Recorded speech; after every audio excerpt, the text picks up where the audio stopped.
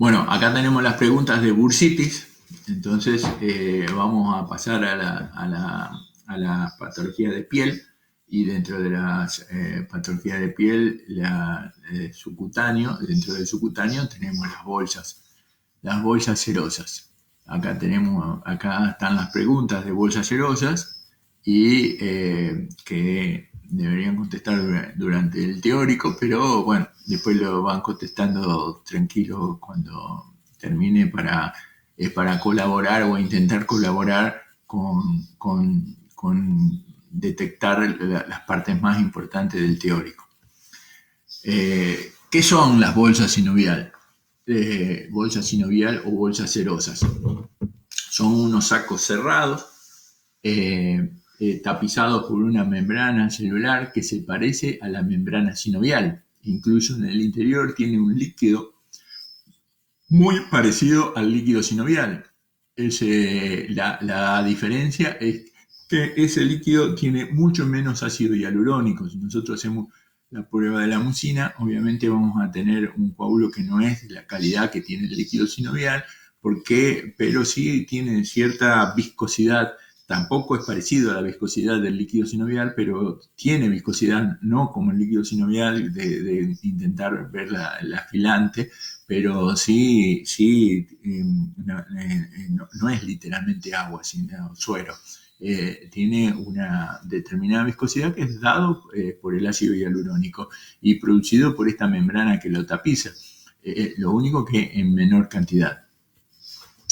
De acuerdo a la ubicación, ¿no es cierto? Las bolsas las podemos ubicar en subcutáneas, como son las que se encuentran en el olecrano o en el calcáneo, la subligamentosa, que es la bolsa atlantal, o del ligamento de la nuca, entre el ligamento de la nuca y el atlas, ¿no es cierto? La subtendinosa, como puede ser la bolsa bicipital o la del navicular. O sea, la podemos clasificar de acuerdo a dónde se ubica. También las podemos clasificar por el origen. Las bolsas pueden ser congénitas, o sea que el animal ya nace con esas bolsas, y esas bolsas congénitas están ubicados en los lugares donde hay mayor roce. Es un mecanismo que tiene el organismo para disminuir las presiones entre determinados tendones o entre el músculo y el hueso. Entonces, en los lugares donde va a haber mayor roce, mayor presión, entonces coloco una bolsa como para amortiguar entonces esta, que es literalmente un cojinete, es como una bolsita con líquido adentro, hace que ese tendón, cuando da vuelta sobre el hueso o en determinados lugares, disminuya la presión y disminuya el riesgo de lesión del hueso. Es como para amortiguar la presión sobre el tendón, lo disipa. Entonces hay menos presión en un lugar, es como colocar un cojinete para disminuir las presiones en el tendón o en el ligamento, como en el ligamento de la nuca, ¿no es cierto? Mientras las adquiridas se forman durante la vida, o sea, no nacen con esas bolsas. Y esas bolsas adquiridas se generan, o sea, por traumatismos repetidos, generalmente, por eso se denominan reactivas o funcionales, o sea, en un determinado lugar donde el individuo se traumatiza reiteradas veces, entonces generalmente es por repeticiones de traumatismo, se va produciendo una secreción, un trasudado en el lugar. Ese trasudado se encapsula y ahí esa cápsula, con esa cavidad con líquido en el interior, se va formando ahí la bolsa en los lugares donde hay roce reiterado, y entonces esas se denominan reactivas o funcionales. O sea, las congénitas nacen y están generalmente bajo los tendones, bajo los ligamentos, que el organismo la pone ahí porque es en lugares donde siempre va a haber mayor presión. Las adquiridas o reactivas son después de la vida. Estructuralmente son iguales. Estructuralmente no hay diferencia. O sea, una vez que se formó la bolsa, tanto la adquirida como la congénita no tienen diferencia estructural. O sea, los dos tienen, es una bolsa fibrosa y en el interior tiene la capa celular que produce ese líquido que se encuentra en el interior, que es muy similar al líquido sinovial. Pero las adquiridas generalmente están en el subcutáneo.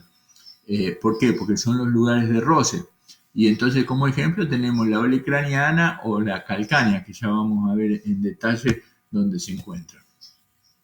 Con respecto a la clínicamente la bursitis, la inflamación de esas bolsas se denomina bursitis, ¿no es cierto? Entonces, las bolsas se denominan y pueden dividirse esas bursitis, que pueden ser agudas o pueden ser crónicas. Se está viendo, ¿no es cierto?, el cursor. Puede ser aguda o crónica. Dentro de la aguda puede ser aséptica o séptica. Con respecto, y las crónicas pueden ser serosa o fibroformadora. O sea, con respecto a las bursitis agudas, van a producir intenso dolor, mientras que las crónicas no son dolorosas. Son frías e indoloras, mientras que las agudas son calientes y dolorosas y pueden llevar a la pérdida de función, a claudicaciones. Mientras que las crónicas difícilmente produzcan dolor, salvo que el líquido que tenga dentro de la cavidad haga una compresión mecánica. Acá tenemos el ligamento, el ligamento de la nuca, ¿no es cierto?, donde está la porción funicular, y aquí a este nivel donde se encuentra, por arriba del atlas, donde se encuentra la bolsa atlantoidea. Y aquí atrás vamos a tener también, ¿cómo se llama la bolsa en el ligamento de la cruz? Supraespinosa, que se encuentra aquí, que esta también es frecuente que se dé patología a este nivel, ya lo vamos a ver más adelante sobre... Bueno, con respecto a las bolsas que podemos tener en el miembro anterior, o sea, se describen más o menos 77 bolsas en los miembros. Por lo tanto, hay muchas que son, vamos a mencionar nada más que las más frecuentes. Entonces, acá hay un esquema en donde están marcadas para que ayudar a la memoria para ir aprendiéndola. Y tenemos la bolsa podotroclear, que está interpuesta entre el tendón del profundo y el hueso navicular. Entonces ahí se encuentra la bolsa podotroqueal, obviamente para disminuir la presión que realiza el tendón del profundo ahí sobre el hueso navicular. Después, a nivel del nudo, tenemos dos bolsas, una que se encuentra subcutánea y una que se encuentra subtendinosa. Esas dos bolsas se encuentran a nivel del nudo, una está por debajo de la piel, y entonces va a ser como una forma de una media mandarina en la cara dorsal del nudo cuando se distiende, ¿no es cierto?, cuando se inflama, mientras que la otra se encuentra por debajo de la piel y que va a tener que corre el tendón por delante, entonces tiene un distendido de un lado y distendido del otro lado. Aquí tenemos la bolsa con el tendón, entonces está el extensor digital común y hendida la bolsa por este tendón en dos partes. Es la misma bolsa, pero normalmente no se ve. Cuando se inflama aparecen dos oculaciones a ambos lados de la bolsa, mientras que la anterior, cuando la bolsa es en el subcutáneo, simplemente aparece como una media mandarina en la cara dorsal del nudo. En la cara dorsal de del carpo existe una bolsa subcutánea también. Esta bolsa subcutánea se va a encontrar, acá vemos el ejemplo, se ve como también una media mandarina, una media naranja en la cara dorsal del carpo. Estas se producen cuando el animal se echa en los lugares, o sea, que en decúbito, en los lugares que hay poca cama, entonces el traumatismo del piso contra los huesos del carpo hace reiteradas lesiones y es lo que genera la bursitis a ese nivel. Acá es importante para el diagnóstico ver que está subcutánea, o sea, en la cara dorsal del carpo discurren los tendones del extensor digital común, extensor digital lateral y extensor carporradial. Esos tendones están por debajo de la bolsa, y entonces por eso se ve una sola saculación grande. Una sola saculación grande en la cara dorsal, mientras que las otras afecciones que están en la articulación se ven hendidas por los tendones porque están por debajo de los tendones. En cambio, en este caso está por arriba de los tendones, por eso se ve una sola saculación en el subcutáneo. La otra bolsa que tenemos se denomina codillera. Esto es el olecrano, ¿no es cierto?, del cúbito. A este nivel se produce esta bolsa. Esta bolsa, ahí tenemos el ejemplo, esta bolsa se produce generalmente en los animales que se echan como vaca. O sea, el caballo, como ustedes saben, muy frecuentemente se echa de cúbito lateral. Pero hay algunos que se echan de cúbito external, como se echan las vacas. Y esa forma de echarse de cúbito external y con el miembro flexionado hace que la rama de la herradura golpea reiteradamente contra el olecrano, y esa estimulación repetida hace que produzca la bursitis a ese nivel. Y entonces vamos a ver esa deformación que tenemos ahí en ese lugar.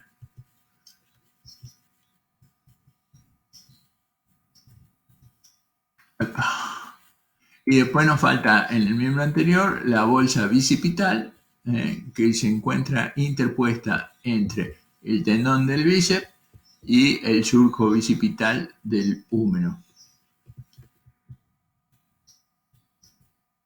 Ahí donde se encuentra el surco, la bolsa, el surco bicipital.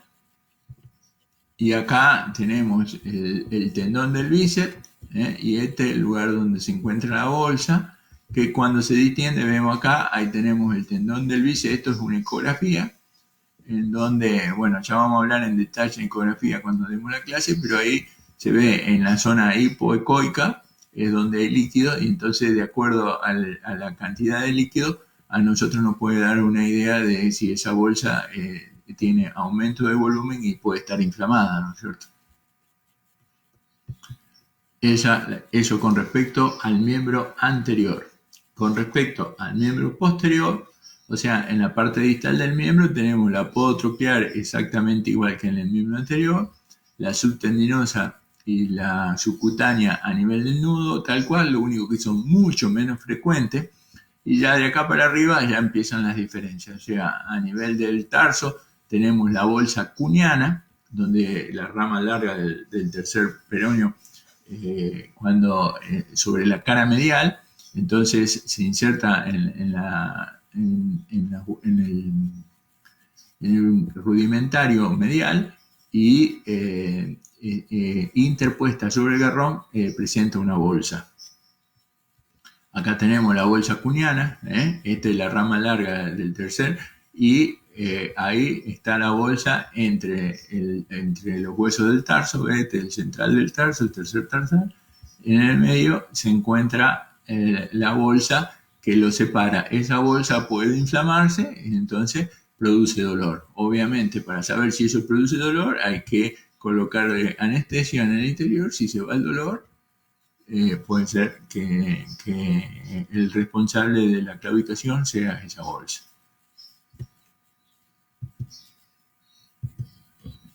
Después tenemos el agrión o capelletti, que se encuentra sobre la tuberosidad del calcáneo, que aquí tenemos el ejemplo, ahí estamos, este es un agrión o capelletti, acá tenemos otro, sobre la tuberosidad del calcáneo.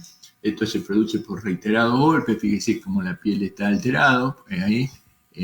Porque generalmente también cuando hay poca cama el animal se echa, es justo tanto la parte dorsal del carpo como la parte posterior del garrón es donde está apoyado en el piso, y ese apoyo cuando tira los kilos del caballo sobre ese miembro, ese apoyo produce lesiones en el subcutáneo que produce pequeñas pérdidas de líquido y lesión del tejido subcutáneo que hace que se vaya fibrosando y se produzca la reacción y se haga esta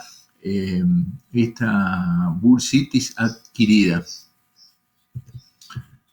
Después tenemos la interpuesta, o sea, la interpuesta está aquí a este nivel, se encuentra el tendón del gastrocnemio y del superficial, que los dos juntos se llaman el tendón de Aquiles. A este nivel forman el tendón de Aquiles, que se une acá al calcáneo. Este tendón de aquí, el superficial, a este nivel da vuelta, o sea, viene por debajo de los gastrocnemios, da vuelta y se hace superficial, o sea, pasa por arriba de los gastrocnemios. Aquí se inserta en la tuberosidad del calcáneo y se dirige hacia la primera y segunda falange acá. Entonces, a este nivel da vuelta, y donde da vuelta está interpuesta una bolsa que se denomina interpuesta, que está desde el calcáneo más o menos unos 10 centímetros, 8 centímetros hacia proximal de la articulación.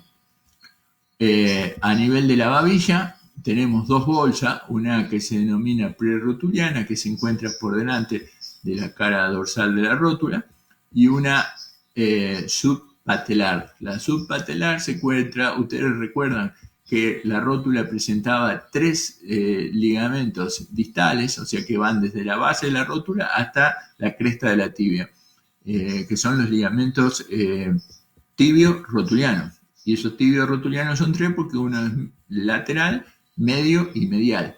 Bueno, sobre el ligamento rotuliano medio, entre el ligamento rotuliano medio y la cresta de la tibia, se encuentra esta bolsa denominada subpatelar. Y en la parte de la grupa, se encuentra entre el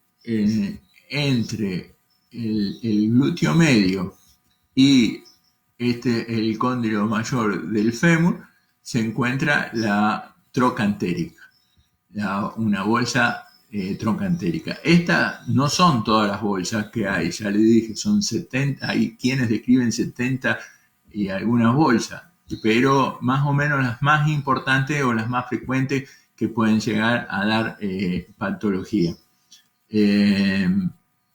Con respecto, ahí tenemos distendido en una prerotuliana. Con respecto a los síntomas clínicos, obviamente los síntomas clínicos va a depender de la bolsa que está actuando, ¿no es cierto? Y va a depender del tipo de bursitis que va a tener.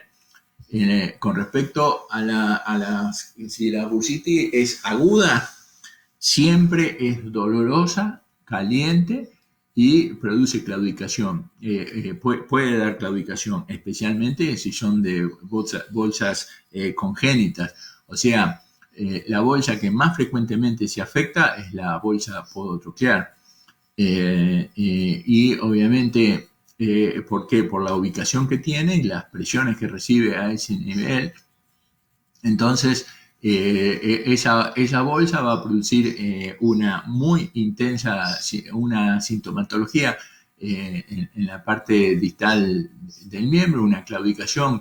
El animal va a caminar con pasos cortos y la forma de diagnosticarlo, o sea, es una claudicación bastante oscura porque no solo que produce dolor en la parte distal del miembro, generalmente son bilaterales porque es por presión, entonces obedecen a problemas de herraje generalmente, y esa inflamación de la bolsa hace que ese dolor distal produzca toda una mialgia proximal, y esa mialgia proximal hace que las anestesias no sean claras, porque ¿qué pasa? Nosotros podemos sacar el dolor en distal, pero la mialgia proximal perdura, entonces son de diagnóstico bastante complejos. Con respecto ahí están haciendo ecografía, una punción guiada por ecografía. Con la ecografía nosotros podemos ver el grado de distensión de la bolsa, y acá tenemos una radiografía también en donde se realiza la punción de la bolsa, donde se puede colocar la terapéutica con corticoide, y donde se puede también colocar anestesia para intentar hacer el diagnóstico. Pero generalmente se coloca corticoide para ver si después de eso mejora. Sin lugar a duda es una de las causas frecuentes del problema.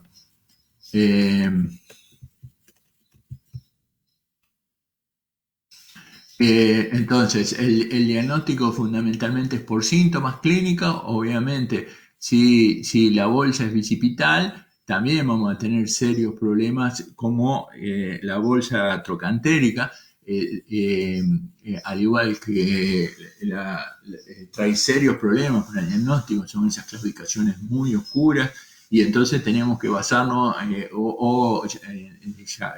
colaborar el diagnóstico con la anestesia y con la ecografía. Entonces, ahí podemos aproximarnos más en el diagnóstico, tratando de ver, porque siempre que hay una lesión en la bolsa, hay aumento de líquido. Entonces, si nosotros logramos anestesiar y mejora el cuadro, entonces ahí nosotros podemos entrar a presumir, y ecográficamente aumenta el volumen de líquido dentro de la bolsa. Esos son elementos de fundamental importancia. Pero tanto la bicipital como la trocantérica y como la podotroquear son bastante oscuras y bastante difíciles de precisar el diagnóstico. Por eso tenemos que apelar a las técnicas de anestesia y de ecografía con seguridad. O sea, clínica es prácticamente imposible hacer el diagnóstico correcto. No así con las bolsas adquiridas, o sea, las bolsas adquiridas, al estar subcutáneas, es muy fácil el diagnóstico. Obviamente, si están calientes con mucho líquido, esas bolsas se va a tratar de una artritis, de una bursitis aguda.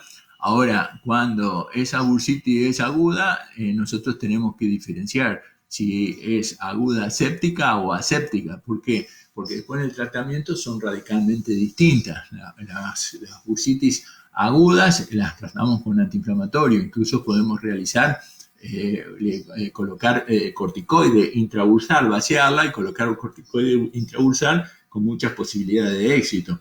Mientras que si la bursitis aguda es séptica, colocar corticoide intrabursal estaría contraindicado. Lo que nosotros tenemos que agarrar intentar es tratar la infección. La etiología de esta bursitis séptica generalmente son iatrogénicas, o sea, es una bursitis que intentamos infiltrarla para solucionarle el problema y se contaminó. Pero puede darse el caso en que se produzca una lesión de piel y esa bursitis se haga séptica.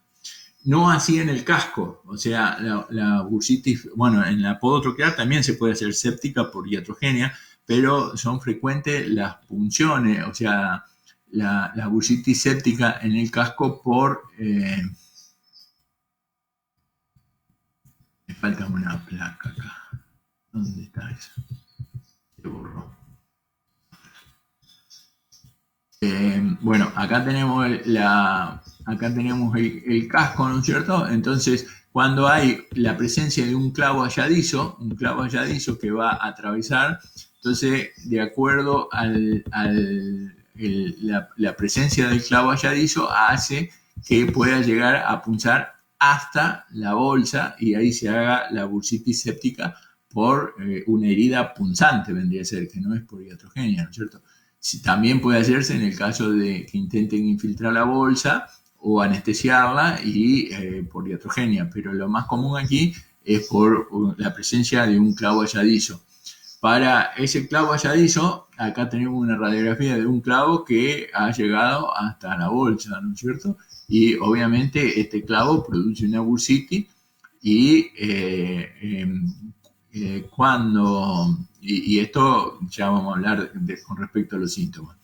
Entonces, ¿qué pasa? Cuando la bursitis es séptica, una bursitis podotroqueal séptica, esa bursitis va a producir intensísimo dolor, una claudicación de 4º grado, y es una super emergencia. ¿Por qué? Porque nosotros dejamos avanzar, si nosotros dejamos que esa infección avance, por contigüidad nos va a lesionar muchísimas estructuras fundamentales para el funcionamiento del miembro.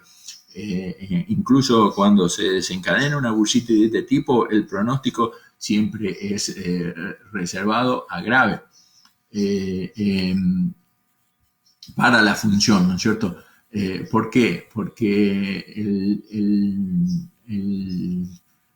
si la bursitis es séptica, por contigüidad no va a lesionar el tendón del profundo, no va a lesionar el hueso de navicular y es muy probable que no lesione la articulación interfalángica distal. Por lo tanto, la claudicación que va a tener es de 4º grado, 3º a 4º grado. Va a haber todo el síndrome febril, vamos a tener una repercusión regional y general muy importante. Y bueno, cómo ante la presencia de un clavo halladizo, cómo es que se hace el pronóstico de ese clavo. O sea, cuando ingresa un clavo en la suela, se denomina clavo halladizo. Cuando el clavo es de RAR, tenemos 3 posibilidades: picadura, clavadura o clavo ensaucado. De eso ya vamos a hablar cuando hablemos de raje. Pero cuando el clavo es un clavo que está suelto, que pisó en la cama, se llama clavo halladizo, y ese clavo puede ingresar, puede atravesar el estuche córneo y de esa forma produce la infección. Una vez que atraviesa el estuche córneo, es la parte muerta, es como el estrato queratinizado de la piel. Si atraviesa el estrato queratinizado, ya ahí se desencadena. Y acá lo mismo, cuando atraviesa el estuche córneo, de ahí para abajo está el corion, y el corion ya es tejido vivo, y ese tejido vivo se puede infectar, se desarrolla la infección. Entonces, ¿cómo hacemos el pronóstico? El pronóstico se hace básicamente con 3 elementos. El primer elemento es el grado de claudicación. Cuanto mayor claudicación tenga el individuo, peor el pronóstico. El segundo elemento que vamos a tener que tener en cuenta es el tipo de secreción. Obviamente, el tipo de secreción nos va a dar la idea de la profundidad que ingresó ese objeto punzante. O sea, si el objeto punzante únicamente, si no atravesó el corion, obviamente no va a haber, del estuche córneo, no va a haber, si no atravesó el estuche córneo, no va a haber ningún tipo de secreción. Cuando atraviesa el estuche córneo, ahí ya va a haber secreción que es de una característica particular, que es el que se denomina el pus del casco, que es color negro, maloliente, como si fuese tinta china. Y entonces cuando atraviesa el estuche córneo y llega al corion, se produce ese pus bastante característico del casco del caballo, que se debe a los aminoácidos azufrados que se encuentran en la estructura del estuche córneo. Entonces, y es un pus bien característico, que es negro, maloliente, como fuese tinta china. Cuando el objeto punzante ya superó el corium y ya toma estructuras propias del hueso, tendones, entonces ya el pus va a ser características similares al pus del resto del organismo, entonces ahí ya nos habla de un pronóstico mucho más grave, porque está afectando estructuras mucho más profundas. Mientras el pus sea negro como tinta china, hasta ahí el pronóstico es relativamente bueno y podemos solucionarlo con bastante facilidad. Ahora ya si el pus es amarillento, el pronóstico es muy reservado a grave. Y después otro elemento que tenemos que tener en cuenta para el pronóstico, o sea, dijimos primero el grado de claudicación, segundo la profundidad que ingresó el objeto punzante que nos iba a dar de acuerdo al tipo de secreción, y tercero que vamos a tener en cuenta el lugar donde ingresa en el casco. Si nosotros para esto tenemos que dividir el casco con dos líneas sagitales, o sea, sagitales, recuerden de anatomía, es paralelo al plano medio, dos líneas sagitales que cruzan por el ángulo sagitales y paralelas entre sí, ¿no es cierto? Que cruzan por el ángulo de los talones, y dos líneas transversales, una que pasa aquí, ¿ven? Justo aquí por la punta de la ranilla, y otra que pasa por la punta de la laguna central. Esto que se encuentra acá, esta es la ranilla, ¿no es cierto?, del casco. Y esta es la laguna central de la ranilla. Entonces pasa por la punta de la laguna central de la ranilla y otra que pasa por la punta de la ranilla. Entonces esto divide al casco en 9 zonas, en el cual la zona más grave es la zona media aquí, porque en la parte proximal de esa zona media es donde, o sea, donde desde abajo hacia arriba vamos a encontrar estructuras de muchísima importancia. O sea, en primer lugar vamos a encontrar el corium, obviamente, ¿no es cierto? Primero está la parte córnea, después ya cuando termina la parte córnea viene el corium. Después viene la almohadilla digital, que es el cojinete de grasa, que ya vamos a ver la función y vamos a hablar en detalle de eso cuando hablamos de fisiología del casco. Y después de eso viene el tendón del profundo, después viene la almohadilla, la bolsa podotroclear, y después viene la articulación interfalángica distal. O sea, todo eso, si ingresa a este lugar, obviamente vendría a ser el corazón del casco. Por lo tanto, si ingresa profundamente ahí, tenemos muy pocas posibilidades de éxito en el tratamiento. Mientras que si ingresan las otras zonas, ya lo que tenemos ahí, o sea, en una de ellas el clavo ingresó muy hondo y produjo una fractura de tercer falange y produce lesiones también muy graves, pero no tienen la gravedad que tienen en esta zona media. Por lo tanto, el pronóstico se hace por el grado de claudicación, por el tipo de secreción que nos va a dar la profundidad que entró y por la zona donde ingresó el clavo.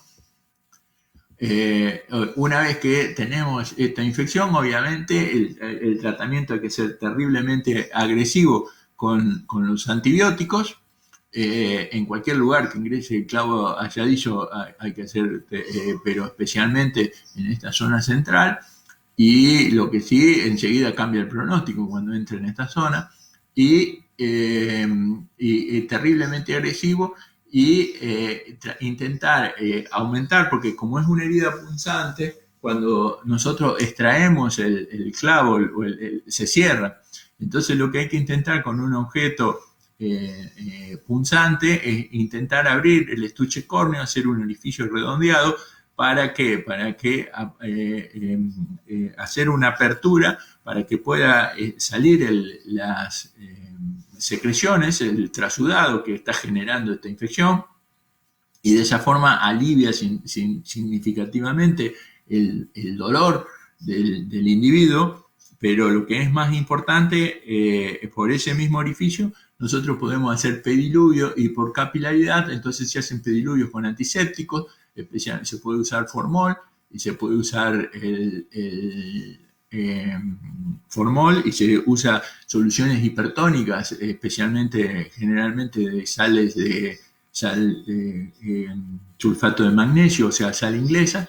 Este sulfato de magnesio actúan osmóticamente, y entonces es un desinflamante osmótico, o sea, por osmolaridad va trayendo el líquido y por capilaridad penetra. Ahí donde le hicimos un agujero que no debe superar más o menos los 3 milímetros, tiene que ser cilíndrico para que cuando terminamos los baños poder taparlo y cerramos para que no ingrese, porque si no, nosotros hicimos el agujero para que drene, y después camina en la cama, pisa la bosta, pisa el orín, y nuevamente se reinfecta por ese mismo agujero que hicimos nosotros.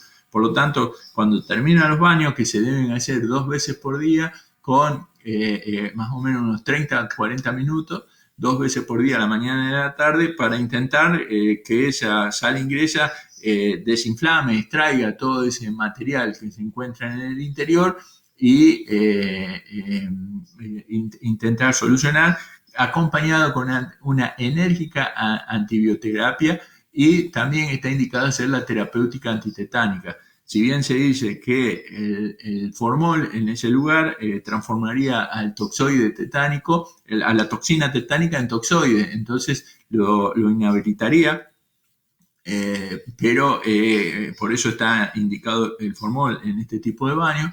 Y a su vez la sal inglesa, entonces aparte de antiséptico, colaboraría, pero siempre en una herida así, como está muy generalmente son con clavo oxidado, contaminado, es muy, y al ser anaeróbico hay mucho riesgo de tétano. Por lo tanto, la terapéutica antitetánica siempre hay que encararla, hay que y actuar rápidamente, porque la infección, cuando la infección avanza por contigüidad, va alterando y va infectando tejidos vecinos, y cuanto más sean las lesiones generadas por el proceso séptico, es peor el pronóstico. O sea, sin lugar a duda, la vida es muy probable recuperarla, pero la funcionalidad es muy poco probable, y especialmente si no se hacen las medidas a tiempo.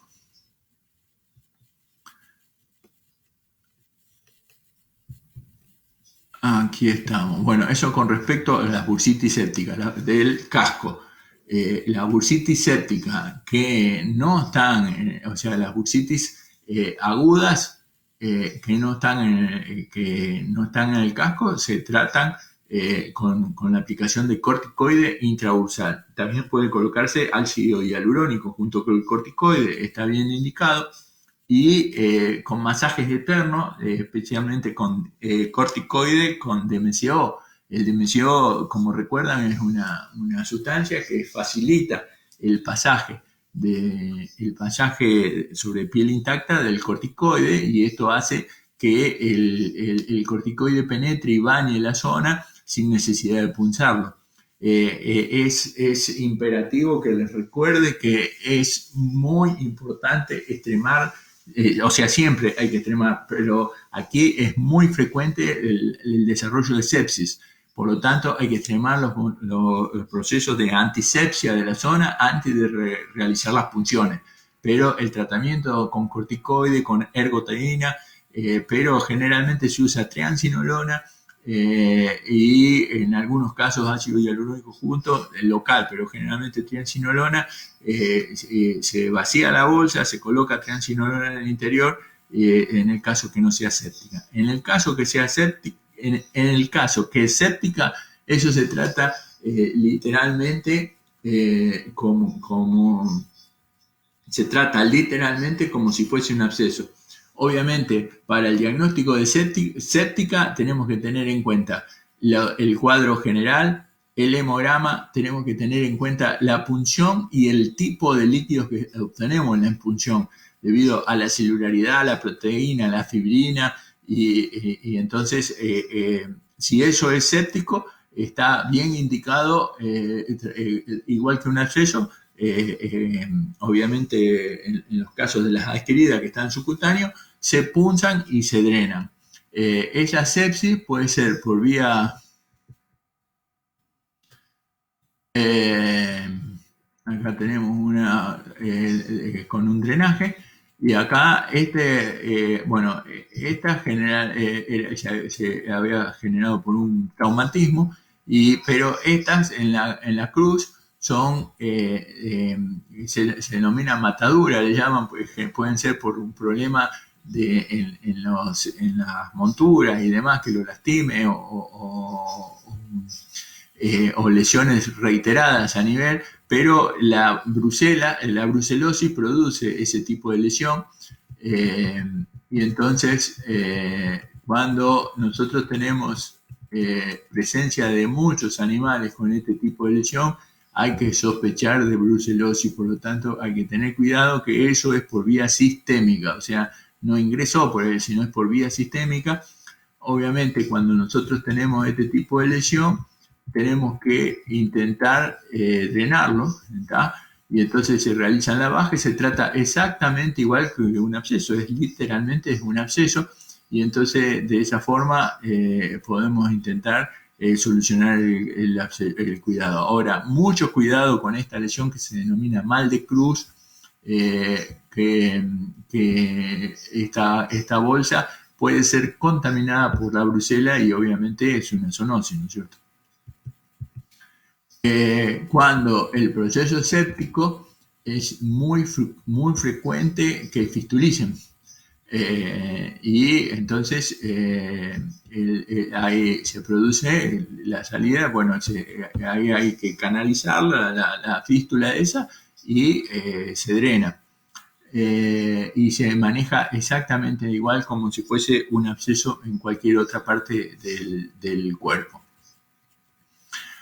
Eso con respecto a las artritis, a las bursitis agudas. Con respecto a las bursitis crónicas, dentro de las bursitis crónicas tenemos dos. La bursitis crónica serosa, que esa bursitis crónica serosa se va a caracterizar por ser fría e indolora. Son las más frecuentes. Y generalmente el único problema que traen son estéticos. Por lo tanto, esta es una práctica. Yo tengo el criterio de sugerirle que lo dejemos como está, o sea, porque es un problema estético que no es grave. A tal punto, o sea, a tal punto que ya lo tengo tan asumido a eso que trato de convencerlo de dejémoslo, porque ¿qué pasa? Cuando nosotros intentamos tratar esta bursitis podemos llegar a complicar muchísimo ese cuadro, o sea, no es gratuito el tratamiento, puede complicar. Una vez me había tocado ir a revisar un caballo de muchísimo valor que se tenía que vender a Nueva Zelanda, y yo lo reviso y tenía un poquito de agrión capelletti, pero yo tan acostumbrado a que no le he dado ni le informé, y después me llaman, me dice, ¿tenía agrión y capelote, caballo? Sí, le digo, pero eso no es problema. Porque él me mandó a revisar si tenía algún problema el caballo para realizar la venta. Y no, eso no es problema. Le digo, sí, pero tendría que informarlo, o sea, para que tengan idea de que yo cuando la bursitis crónica serosa trato de convencerlo al dueño que lo dejemos como está, porque es nada más que un problema estético, no hay prácticamente riesgo de contaminación de eso, salvo que se haga una herida en piel, ¿no es cierto? Si no, no hay ningún. Ahora sí, cuando nosotros intentamos tratarlo, ¿sí? Ahí ya hay una punción, y esa punción puede llevarnos a que se desarrolle la sepsis, y entonces de algo que era prácticamente sin problema, un problema de estético, puede ser un problema clínico importante. Se puede hacer una bursitis. Incluso cabe destacar que hay bolsas que pueden estar, especialmente la que se encuentra subtendinosa en el nudo, que puede estar comunicada con la sinovial de la articulación. Entonces, si nosotros se realiza un proceso séptico dentro de la bolsa, puede pasar directamente por vía, porque hay continuidad, hay un agujero, hay una fístula, hay una comunicación literal con la articulación. Pero si no es así, por contigüidad, o sea, sin que esté esta comunicación por contigüidad, puede pasar también adentro de la articulación por estar la infección en las proximidades. Por lo tanto, yo siempre lo dejo. En el caso en el que la persona insista, el tratamiento en la bursitis crónica generalmente son secuelas de una bursitis aguda que no se terminó de reabsorber. O sea, normalmente se hace la bursitis aguda y puede ser que por la ayuda del corticoide o solo el hecho de la inflamación va cediendo y desaparece. Cuando esa bursitis aguda perdura, se hace crónica y ahí queda esa bolsa que queda para siempre, ¿no es cierto? Y esa bursitis crónica, lo que nosotros podemos hacer es colocar un corticoide en el interior de la bolsa, vaciarla, colocar un corticoide, vendamos para que disminuya la posibilidad que se colecte líquido, y más o menos de 10, 3 andan con ese tratamiento de intentar evacuarlo y colocar un corticoide de depósito. Generalmente elegimos triamcinolona en el interior. Y si con eso no anda, entonces, y el propietario insiste de solucionar el problema, tenemos que intentar drenarla, obviamente colocando un drenaje y haciendo lavajes reiterados. Y si con eso todavía sigue la secreción, entonces está indicado colocar un yodado en el interior para lesionar ese epitelio que está produciendo líquido en el interior, y ese epitelio que está produciendo líquido ahí en el interior, que está produciendo entonces al destruirlo con este yodado, ahí sí deja de producir secreción, sacamos la sonda y se termina el problema. Y después otra opción también es la extracción quirúrgica de toda la bolsa, ¿no es cierto? Que eso se hace con una cirugía con anestesia general y la extracción de la bolsa. Por supuesto, también con altos riesgos porque queda mucho tejido, mucho espacio muerto, puede formarse varias complicaciones a ese nivel. Generalmente la bolsa crónica serosa comienzan a deshidratarse y se transforman en crónicas fibrosas.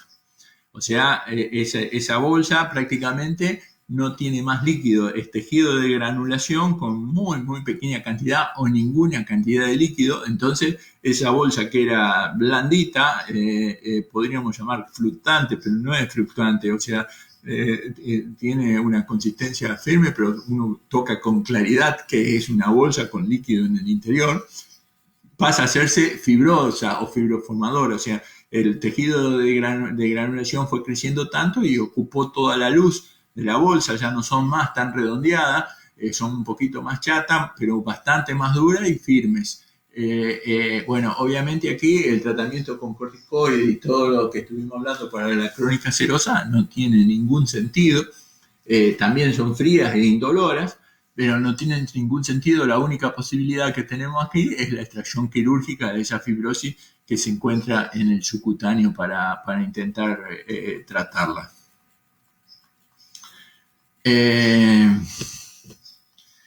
Dentro aquí dentro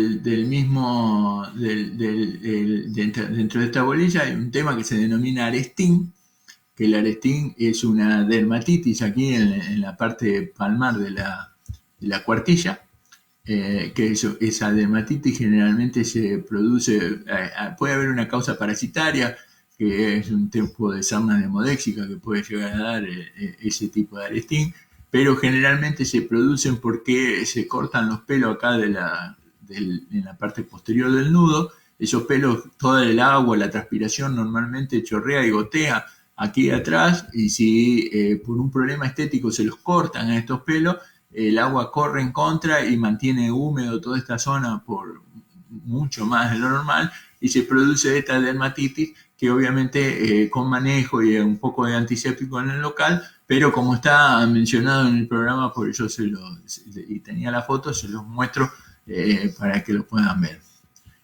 Aquí también frecuentemente se pueden producir lesiones en la piel a ese nivel que se denominan grietas, que son sumamente dolorosas, produce claudicación, especialmente en frío, cuando el animal sale, después cuando calienta, como explicamos antes, al calentar el dolor no es que disminuye la lesión, sino que la sensibilidad de la lesión, pero cuando salen caminando a veces parecen con una claudicación de segundo grado, muy aparatosa, y es debido a las grietas. Cuando nosotros tocamos ahí en el lugar de la grieta, y esas grietas son lesiones en piel por dermatitis persistente que al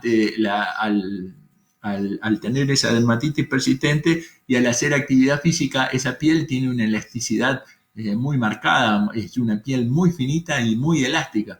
Al estar inflamada en forma persistente por la dermatitis y demás, cuando ante esfuerzo máximo se produce la ruptura de la misma, y esas son esas grietas que se encuentran y por lo tanto necesitan un manejo de colocar cremas para que se desinflamen y que en esas donde se pusieron las grietas, como en el arestín se produjeron las lesiones, evitar que se reinfecte. Entonces se colocan cremas con antibióticos, se venda y demás, y se evita que se moje toda esa zona y que se contamine, y bueno, y eso evoluciona adecuadamente. Y estamos con este tema de piel. ¿Alguna pregunta? Cata pregunta, a la bursitis séptica, aparte de punzarla y drenarla, ¿hay que colocarle corticoides? No. La bursitis séptica, corticoide no está indicado. O sea, es antibiótico por vía sistémica. Si vemos que hay sintomatología sistémica, obviamente si un proceso en el casco sí o sí va al antibiótico, ¿no es cierto? Si el proceso es una bursitis subcutánea, no necesariamente necesitamos antibiótico-terapia general, si la punzamos, la drenamos y la tratamos exactamente por un absceso, porque literalmente está encapsulado ya como si fuese un absceso. Entonces, al drenarlo ya, o sea, no tiene intercambio con el resto del organismo. Ahora, en el casco sí, porque no solo está afectada la bolsa, está afectado todas las proximidades también. Nico dice que con respecto a la pregunta de antes de Federico, si la ¿A vos te escuchan? trombosis yugular puede ser unilateral o solo bilateral, que capaz que la confusión estaba con la pregunta del cuestionario, que pregunta si la trombosis aortoilíaca es uni o bilateral. Claro, sí. Ahí... Nico, no hay problema, sí. No, Nico Volati dice que por ahí la confusión Ajá, ahí está. la pregunta de Federico. Sí. Sí, puede ser. O sea, la trombosis casi siempre es unilateral. Y bueno, la pregunta del cuestionario debió haber ido dirigida ahí, pero bueno, puede ser bilateral, pero lo más frecuente es que sea unilateral.